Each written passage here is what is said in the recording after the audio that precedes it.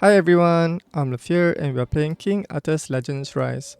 So in today's video, I'll be creating a guide on the Master of Death, the place where we farm hero skill level up. And today's video, I'll be also doing my first time clearing this Master of Death stage 10 because I was slacking in my Master of Death section. So this is a time where I have some time to spend to clear this stage. So the higher the stage you go, right, you can farm. You have a higher success rate to gain all of these legendary talisman. So far, I've been using the same team from stage 5 up to stage 9. So I'll be using the same team to showcase how I clear this stage. Alright, so let's head over here. So as you can see here, right, these are the 4 ladies that I'll be using to tackle this Cernunnos. So for this first slot, right, I'll be using Gillien Frost Relic. The reason being is because Frost Relic has the 30% independent chance to heal each ally, which is far better than the Flame Relic that does not have that. Apart from that, right, the Frost Relic has a 60% chance rather than the 50% chance to reduce the attack gauge. And I'm also using her in the leader position to provide my heroes with 20% additional HP to tank the AoE attacks. Then the second lady here will be Morgan. Everyone will get her after completing the normal chapter 10 stage 7. So I'll be using her Flame Relic because her Flame Relic is super powerful. It reduces the attack gauge of all enemies by 10% with a 60% success rate. And apart from that, right, there is I think there's a boss. I think the second phase boss or the first phase. I think both is it. Will be immune to attack gauge. So I'll be using this Sitting Eruption to apply this damage taken increase 2 to speedrun the boss.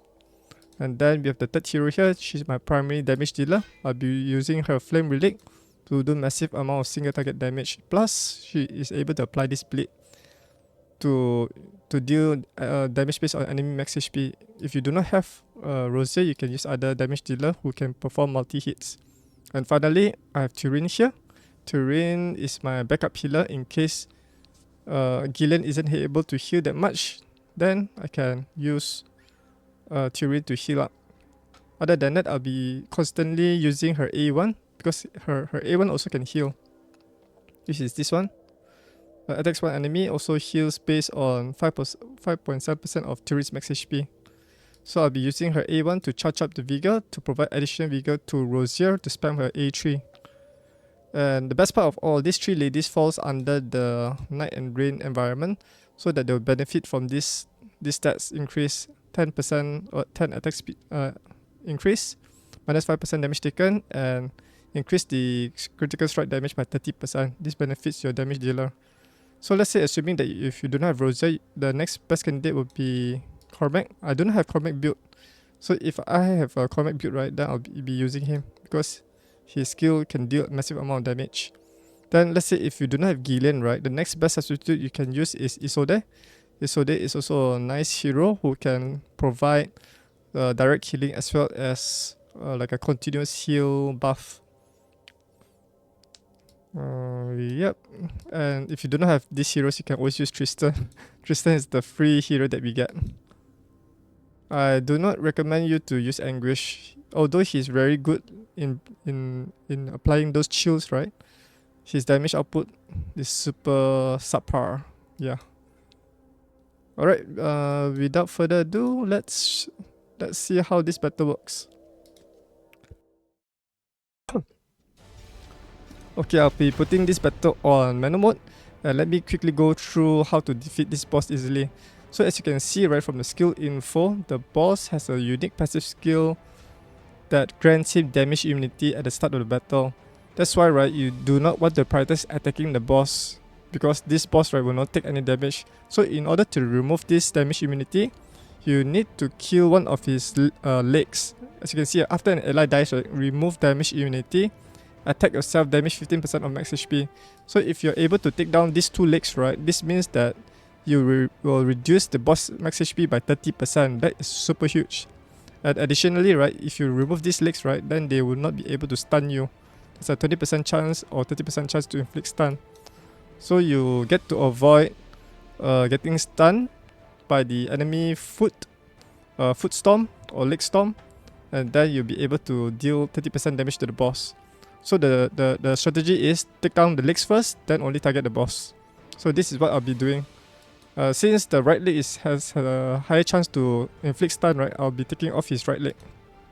So my Morgan is the fastest, should be starting first. What I'll do in this case will be targeting the boss right leg with using this A2 to also decrease the attack gauge of the enemies. And then Morgan's passive skill will also apply this debuff. Why the debuff is not shown here?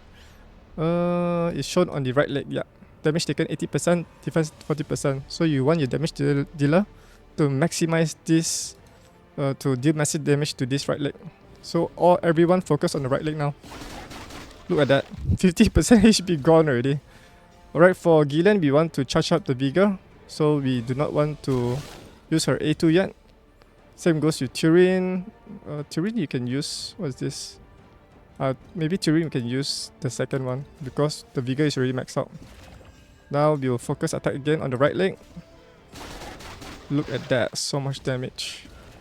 Alright, on to the next leg, to the left leg. Let's try to apply that same debuff on the left leg now. Since we are not able to, let's try to decrease the attack gauge. Let me do single attack here. And now, right, where is it? Okay, the right leg will be gone. Let's try on the left leg again. Okay, we did not manage to apply those debuffs. So let's focus on the Cernunnos boss. So once the leg is down, right, he'll need to kneel down. Okay, let's try to crowd control Cernunnos. With the decreased attack gauge, use Turin A1 to charge up the vigor. Then try to keep on crowd controlling the boss. So the first boss, right, does not have the immunity to attack gauge. So we can keep on crowd controlling him with the decreased attack gauge here. So we can use Gillien's A2, Turin A1, then Morgan A2. So this is how we're going to continue the battle. Keep on crowd controlling the boss.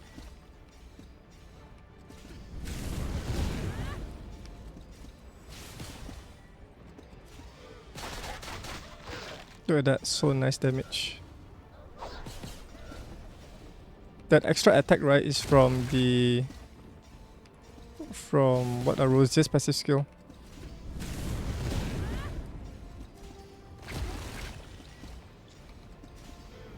Do you know that you can use your keyboard shortcut, right, to automate the boss? As you can see here, right, there's Z, X, and C. So you can use this shortcut to, you know, to speed up the run, rather than using your mouse clicks. You press like the letter twice, then you activate.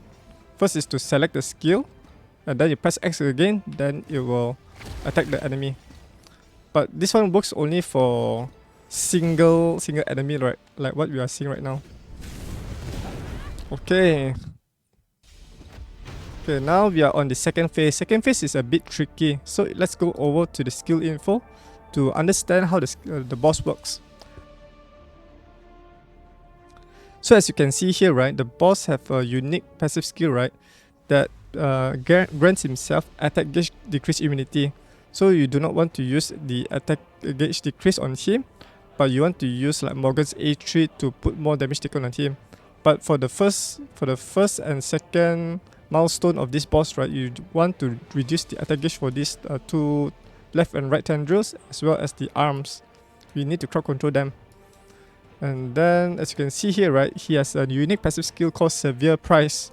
What it means that whenever you hit this boss main body, right, he will inflict this curse, and this curse will reduce your hero's HP by 10%, and also, but at the same time, right, it also increased your attack by 5%. So in order to remove this curse, right, you need to take down the tendrils. The tendrils will remove all of this curse. Or if you, yeah, I think it's a dot, right? It looks like a dot to me, but it doesn't say dot here. So I'm not sure whether Isode dot cleansing will work here. Need to experiment it out. And this one only works for 3 times. So only 3 heroes, right, that attack the boss with this will get this Cernunnos curse. And then you need to remove that Cernunnos curse, otherwise, right, his devastation skill will deal massive amount of damage. So try to quickly take down the tendrils to remove this curse, but you also need to make sure that your heroes, right, each of them take at least one turn to hit the main body boss, and then quickly take down the tendril. Alright, so which tendril should we take down first? Let me see. I think any tendril will work because both of them are the same. See? Crunchy tentacle dish. What is this? Is this a squid or what? Crunchy tentacle dish.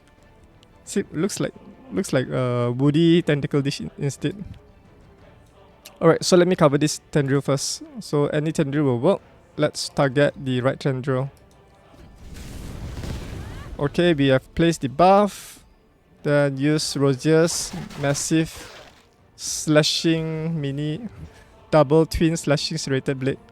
And now you reduce the attack gauge of these tendrils. You can see from the red number fonts. Heavy blow.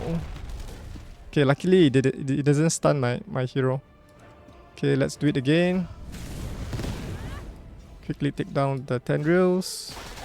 Okay, the right tendril is almost gone. Let's focus on the left tendril now.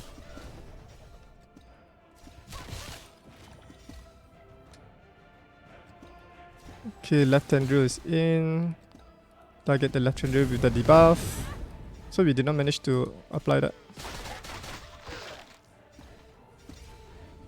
Okay, passive skill from that buff. Okay, curse. So it's not good to have curse there. Curse will prevent your hero from, you know, applying their skills. Okay, we managed to apply the damage taken and decrease defense again on the left tendril. So debuff plays a major role here in order to speedrun this thing.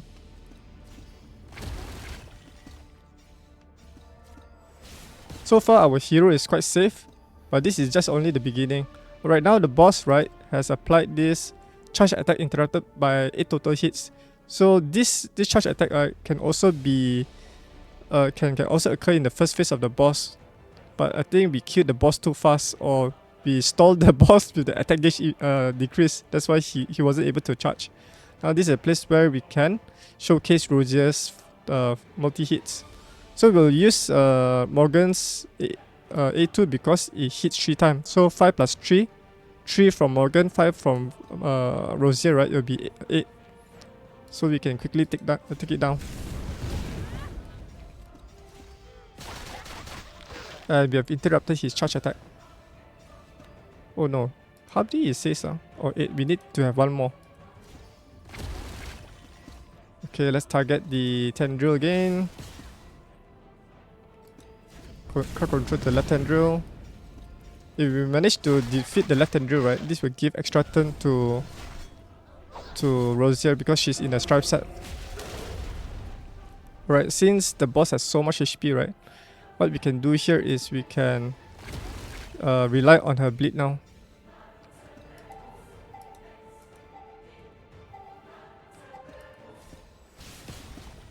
Okay.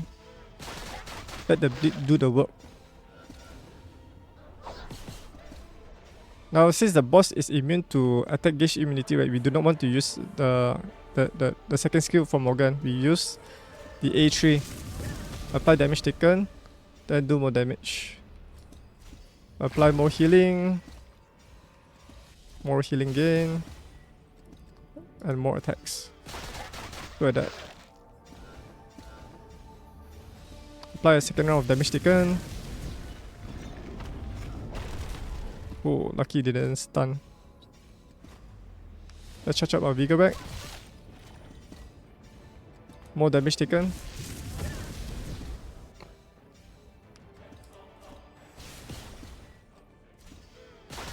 We are almost there, 50% HP.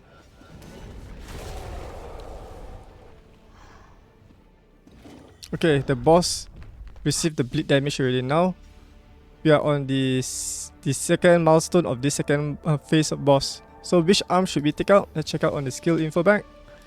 So you can see this two Tendrils is already like defeated. So which arm should we take? So the arm that has the higher success rate of inflicting confusion, right, is the one we want to go. So target the right arm. So the right arm has 30% chance for confusion. This one is stun. Oh, okay. Both of them have the same success rate, so it doesn't really matter. But okay, if you want to reduce the enemy from dealing too much damage, right, we want to take out his right arm first, because their arms are to do a lot more damage compared to his tendrils. So let's take out the right arm. So it's much more easier to remember. We'll use everything on the right side. Our heals are full HP. Okay, take out the right arm.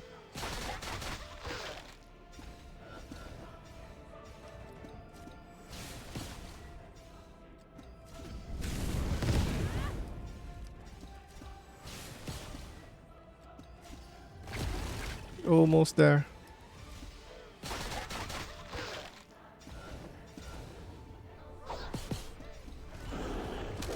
Oh, wow. So much damage. Take down the right arm. So now the right arm will place the decreased attack to all of his allies now. So as you can see, attack 80%. So at this time, right, we can take this opportunity to heal up ourselves in case, right, if our healers is stunned, right, then now the boss will not be able to do much damage on us now. We can use this opportunity to heal up our heroes. Decrease the attack gauge of the left arm. Decrease the attack gauge again. Look at that. 1775 damage only. Failed due to fear. These arms is annoying. Oh, fear again.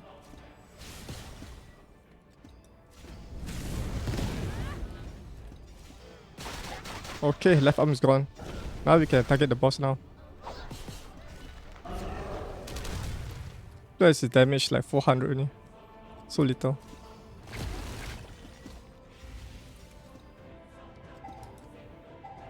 Okay, let's heal up everyone. Full health. Now we can use Morgan's A3 now. More damage taken.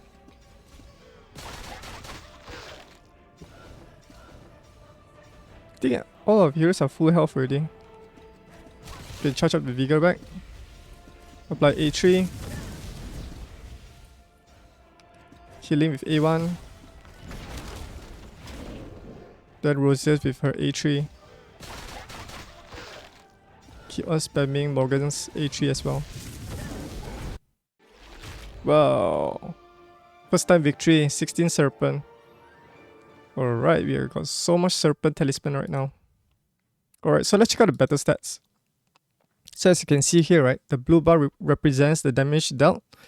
So Rosier dealt 75% damage, followed by Morgan at 22%. And then 2% for Turin and 1% for Gillien.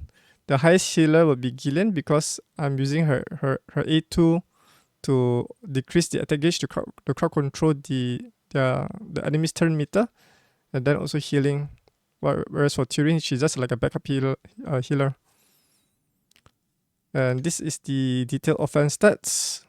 Rosier dealt the most damage because she's the primary healer here. She killed four left arms. No, two arms, 2 tendrils. Yeah, this is the damage dealt. This is the damage taken. Oh, that's quite interesting to see Turin's taking the most damage. I think she got the boss attention with his single target attacks. And then this is a skill use. Alright, so let me show you how I built all of these 4 heroes. Okay, let's exit.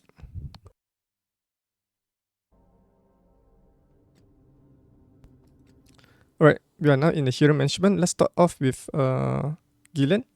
So this is Gillien's total stats. She has around about 182 attack speed, 2 vigor charge, 76.72% effect accuracy, 26,041 HP and 2,095 defense. She's a healer, so we do not want to distribute any points to the attacks, to the offensive stats like attack, critical rate, or critical damage. And for this one, right, I did not prioritize on the recovery, like this one. The recovery is less than 1%. Reason why I did such a way is because I need to prioritize on the effect accuracy, which is above here, because I need her decreased attack gauge, right, to always inflict on the enemies. That's her primary goal. If you're able to stall the enemy by decreasing the attack gauge, right, then you do not need to heal as much. So this is the plus point of Gillien. Okay, for her Chivalry, I only have her as Chivalry 1. This one only increases the duration of her abnormal status immunity buff. And these are her skill level ups. She has like max coercive diplomacy. This one is really important. You need to get this up as high as possible. So at max level, right, you will have an 80% chance to decrease 2 random enemies attack gauge by 30%. So this one is really, really important. And then we have this harvest energy. When an ally is inflicted with abnormal status, triggers overhealing for all allies inflicted with abnormal status. So abnormal status includes like stun, confusion, curse. Is there curse? Sims don't have curse here. I wonder why. And then finally her last passive skill here, flexible diplomacy. After healing an ally, 70% chance to recharge the attack gauge of 30% of a random ally or allies by 1. So hopefully I can get one more here, so I can boost up the attack gauge. For her awakening, I just got her to A3, awakening 3, and she's fully leveled up. Alright, for Gillien's equipment, I'm just getting her in a vigor and accuracy set. Vigor charges the vigor by 1, accuracy is plus 30%. Usually your healer debuffer heroes, right, will need accuracy or effect accuracy to land those negative effect like decreased attack gauge. So I'll just go through every equipment without explaining that much. This is the vigor helmet, vigor cuirass, vigor boots, effect accuracy necklace, HP percentage accuracy earrings, attack speed ring. Attack speed accuracy ring.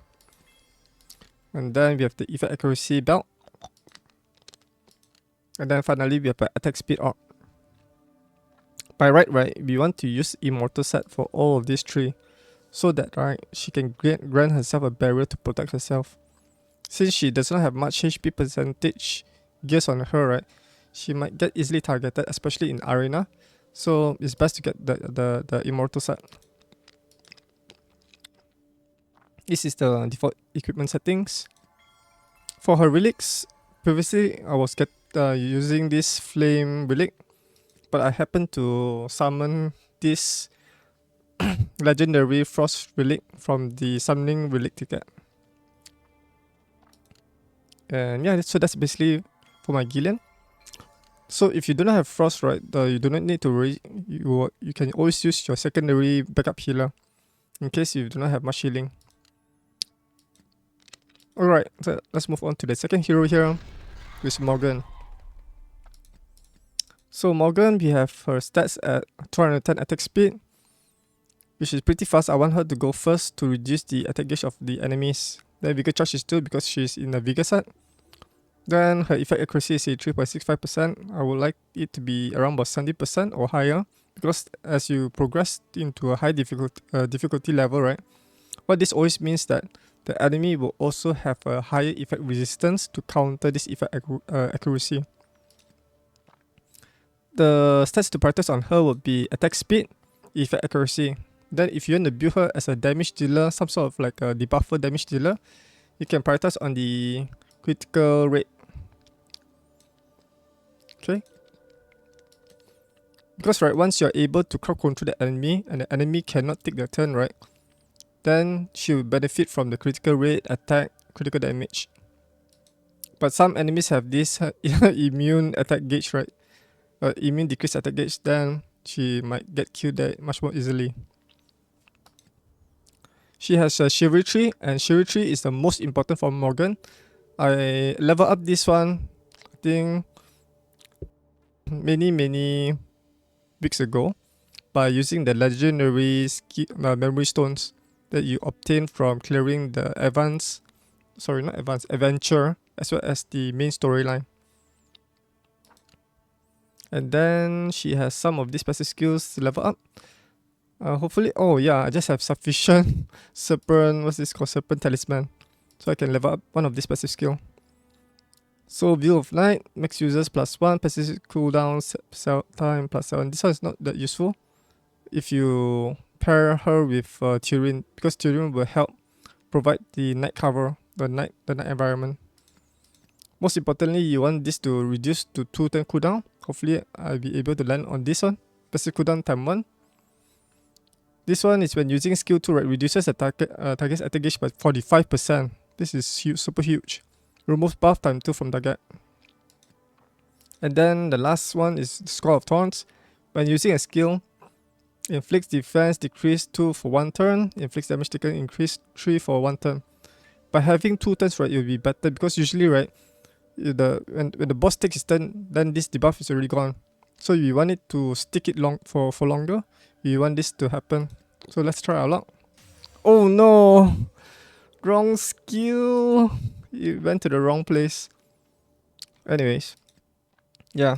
So now I need to farm more Serpent Talisman again. Yeah. I don't want to base my gold coins resetting. It takes too long. Anyways, I just slowly farm this Serpent. Now it took around about 40 Serpent Talisman. She has an Awakening tree to unlock the orb. Then she's fully leveled up 60. Okay, let's check out her equipment. She is also get in the same way as Gillien, Vigor and Accuracy set. So this is the Vigor helmet, Vigor cuirass, Vigor boots, plus HP Vigor necklace. Then we have a critical rate accuracy earrings and an attack speed accuracy ring. For her keepsakes, right, we have the effect accuracy serpent belt, then an immortal set orb for attack speed. Here are her full detailed equip settings.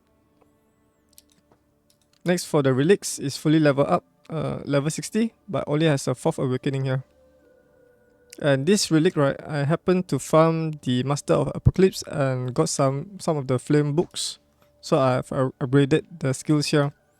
I'm trying to max out this skill, the Compressed Inferno, so that I can get it to 70% success rate. So once I achieve this, right, then the rest I can. I think I don't even bother with them already. Or maybe this one will be useful for the Master of Death. This one will increase the turns for the damage taken increase.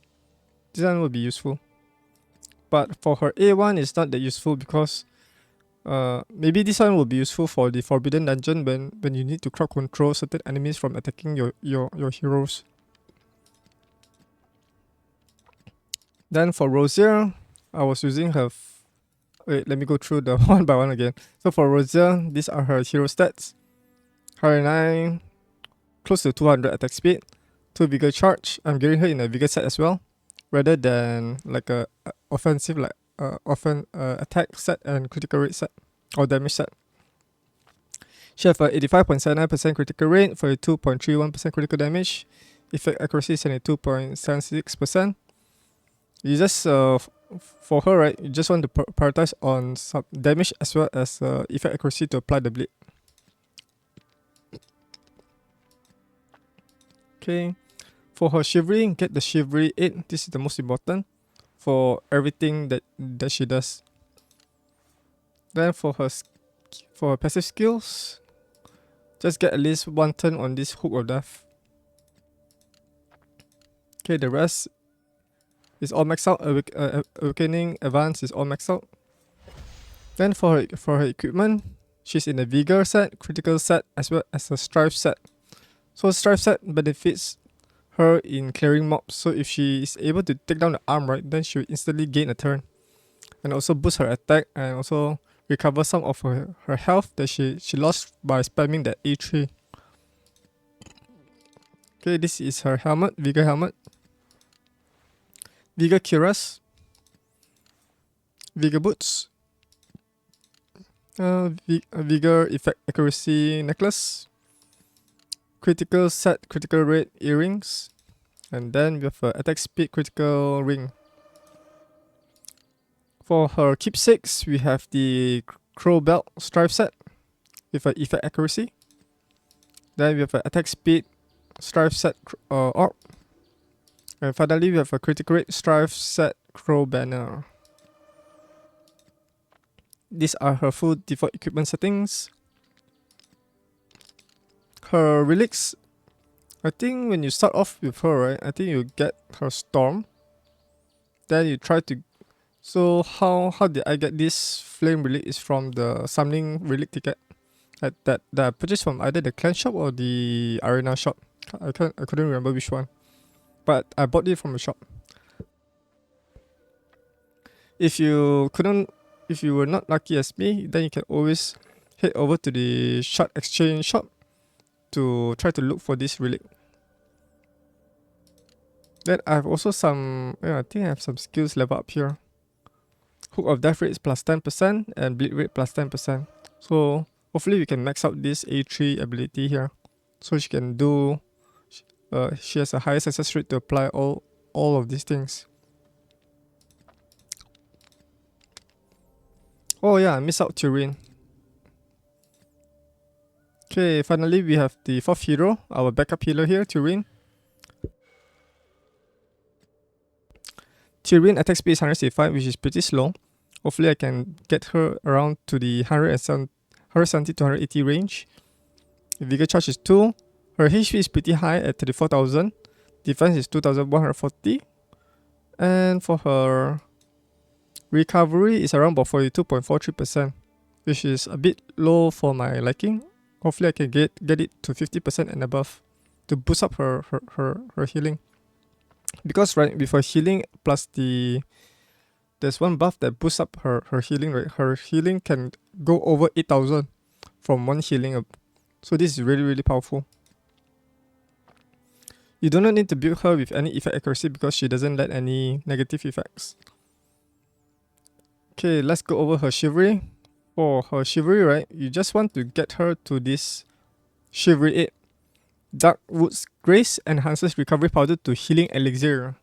So when healing an ally, 50% chance to do the following: restore 30% of their max HP. Look at that, 30%.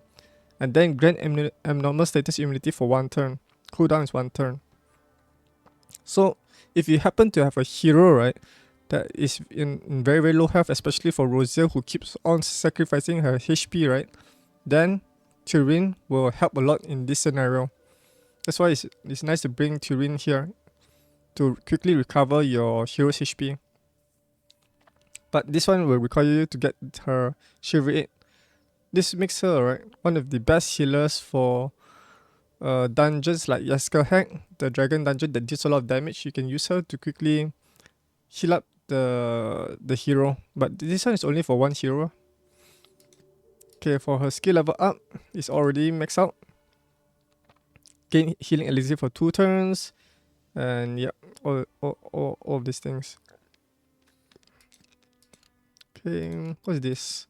Subjugation of Darkness. So at the start of the battle, change the weather to night and rain. So this one will help. Your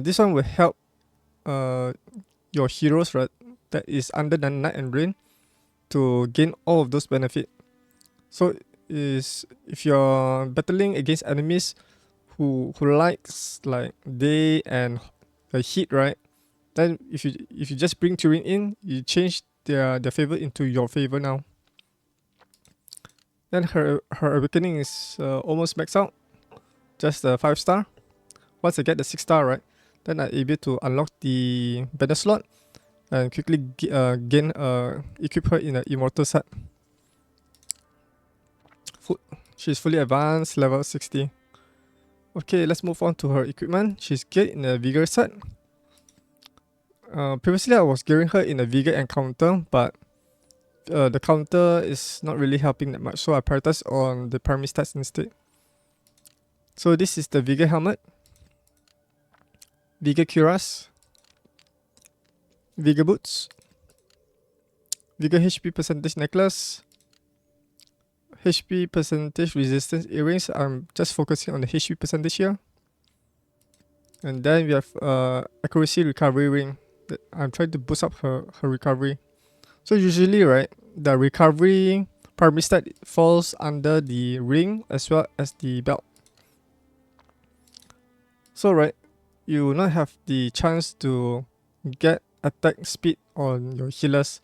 Usually you want your healers to be slightly slower so that they can, heal up those damage dealers. Okay, and then we have the Flustash HP belt, corrosion set. And then we have the attack speed stripe set. So hopefully I have enough, and I need to find a day where I have sufficient stamina and just blast through the dragon, farming the Arcelus dragon, and hopefully to get some immortal sets. These are the immortal sets. But currently I think I'm only able to farm stage 6 of this, the keepsake boss, so I'm still getting low rarity gears here, like 3-star, which is not good. Okay, these are the detailed equip settings here for Turin. Relics, fully level up, max level 60. And yeah, so that's it for Turin. So to summarize, we have Gillien as our primary healer and also decreased attack gauge. We have Morgan as a primary attack gauge decreaser. Rosier, our primary damage dealer in the Flame Relic. And then Turin as a backup healer in case Gillien isn't able to cope with the damage dealt by the enemy. Alright, so hopefully this video helps you in building a team. Let's say if you do not have any heroes like I've shown here, you can always check inside this environment element relations to see what heroes that you have that you can make use of this benefit. Otherwise, right, if you do not have those heroes as well, then you need to, build up the team that works for you for your account. So let's say if the boss doesn't really do much damage to you, right, you can always substitute your second healer with another damage dealer like Arthur or Kay as your primary damage dealer. Kay also works, but you always need to have like a multi-hitter for one hero and another like strong single target damage dealer, so you'll be much more balanced. You can also use Clementine. I heard many people are using her. She's a great healer as well as a decreased attack gauge. I think she can also reduce the attack gauge of the enemy. I think her A3, yeah, this one. 90% chance to reduce the target's attack gauge. So you will have like 3 heroes that can reduce the attack gauge of the enemy, which makes it super powerful.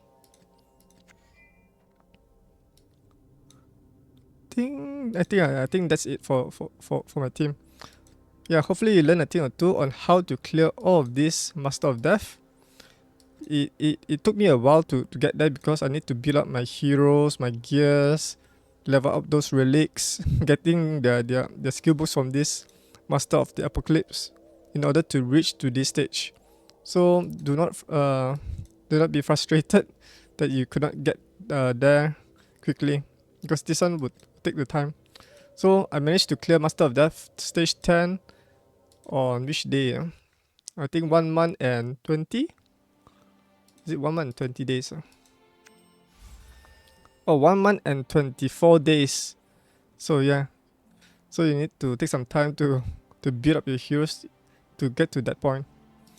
Alright, yeah. So that's it for the video. Hopefully you learn a thing or two. If If you found this video helpful, do give this video a thumbs up and share this to your friends in case if they need help on this Master of Death. And if you're new to my YouTube channel, you can click on the subscribe button so you never miss a new video on this channel. You can also support me through the Netmarble section. I'll provide a link down there so you can support me as well. And yeah, that's it for this video. And yeah, hopefully you enjoy your weekend. The weekend is the best time to relax and also progress your account here. Alright, thanks for watching and I'll see you guys in the next video. Bye bye.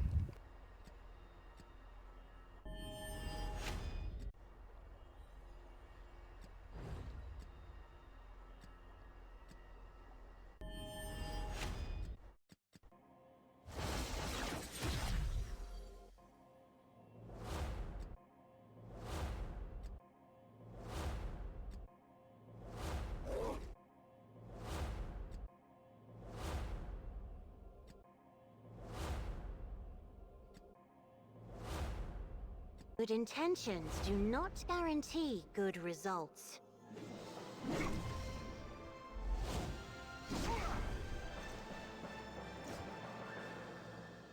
Wow, I was so lucky to get Bedivere. I was like summoning him for so many times I couldn't even get him. I only managed to get him like one copy during the Bedivere summon banner read up. And this is the second time. So difficult to get him. Okay, that's like a, a side video for you to enjoy. Okay, bye bye.